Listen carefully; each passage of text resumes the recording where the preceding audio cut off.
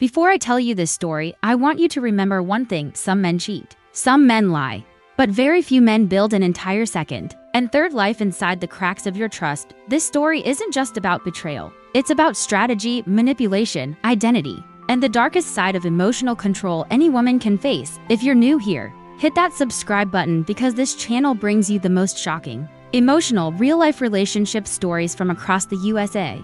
And today's story is the kind you will never forget. Let's begin. The knock that broke two marriages. My name is Emily Carter, and I had been married to my husband Daniel for quiet, peaceful, picture-perfect years, or at least, that's what I thought. It was a Wednesday morning. Sunlight soft, coffee warm, nothing unusual until I heard 3 slow knocks on my front door. When I opened it, a woman stood there with red eyes, trembling hands, and a brown folder held tight to her chest. Her voice cracked when she spoke. "Are you Emily Carter?" "Yes, my name is Ava Mitchell, and I need to talk to you about your husband." My heart clenched. I thought maybe Daniel had been in an accident, but Ava took a long breath and said, I'm his wife too." The world didn't explode. It didn't get loud. It got quiet, silent, cold. I led her inside. She sat down, opened her folder, and placed one thing after another on the table. A marriage certificate, photos, hotel receipts, text messages, bank transfers, a rental agreement for an apartment. Everything was real. Everything had his signature, but Ava wasn't here to fight me. She wasn't even angry at me. She was broken. "I didn't know about you, Emily," she whispered. "I only found out 3 days ago." "How?" She lowered her eyes. "He forgot to log out of his iCloud." And that's when she said something that nearly knocked the breath out of my lungs. "Emily, there isn't just you and me. There's someone else. Someone with initials LM, someone he bought a beach house for." She showed me proof. A cottage by the sea, purchased secretly with a message attached. "The cottage is ready. LM, I'll bring you there next week." And behind the cottage, a tiny pink bicycle, a child's bicycle, not mine, not Ava's. The secret life none of us had seen. For the next 2 hours, 2 crying strangers became partners. We compared dates, trips, excuses, pictures. We matched lies like puzzle pieces. Daniel wasn't juggling 2 wives. He was running 3 identities. Me, Ava, and the mysterious LM, and somewhere out there, a little girl. When Daniel called me, pretending everything was normal, Ava and I knew what we had to do. We planned it, we rehearsed it, we waited. At 6 p.m., Daniel walked into my house with a smile warm enough to melt steel. He kissed me, hugged me, talked about dinner, and then Ava stepped out of the hallway. Daniel froze. Ava folded her arms. "Hello, husband." The mask on Daniel's face didn't break. It didn't crack.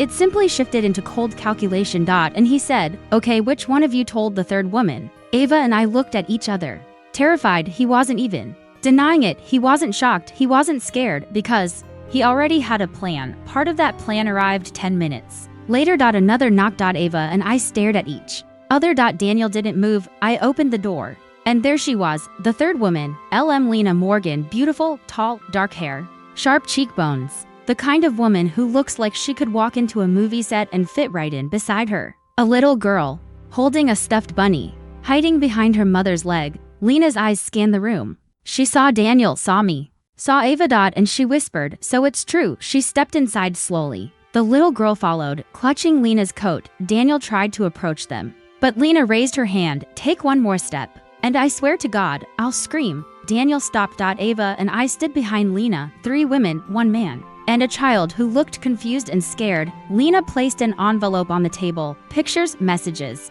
videos, voice notes, screenshots, all the lies Daniel told her. They weren't enough, she said quietly. "I needed to see the victims myself."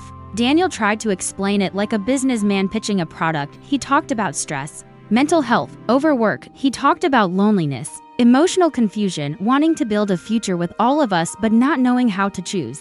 Ava almost laughed. "I almost slapped him, Lena." She just looked tired. "You stole from me," she said. $28,000. "You said it was for a business, a project, a life together." Daniel swallowed.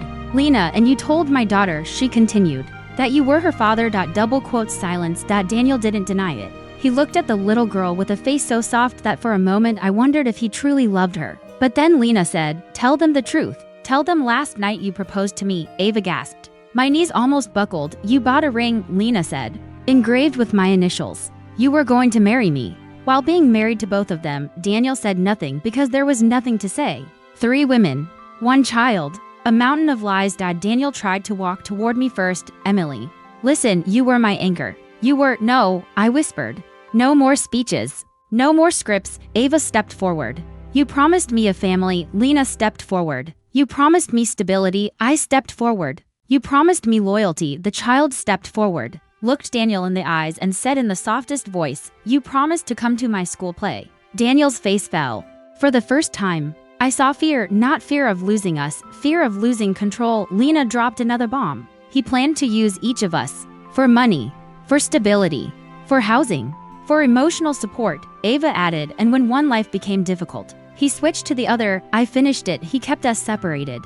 So we never compared notes. Daniel finally broke. This isn't fair, he snapped. I was trying to build a life. No, Lena cut him off softly. You were building an empire of lies across 3 homes, 3 women, and a child. He clenched his jaw. I can fix this, he said. I shook my head. Daniel, you can't fix a life you never intended to keep. We didn't scream. We didn't fight. We simply stood together. 3 women who had lived 3 versions of the same nightmare, and we made a pact. No more lies. No more manipulation. No more. Daniel. Lena left first, holding her daughter's hand. Ava left next, tears rolling but shoulders strong. I was the last one standing.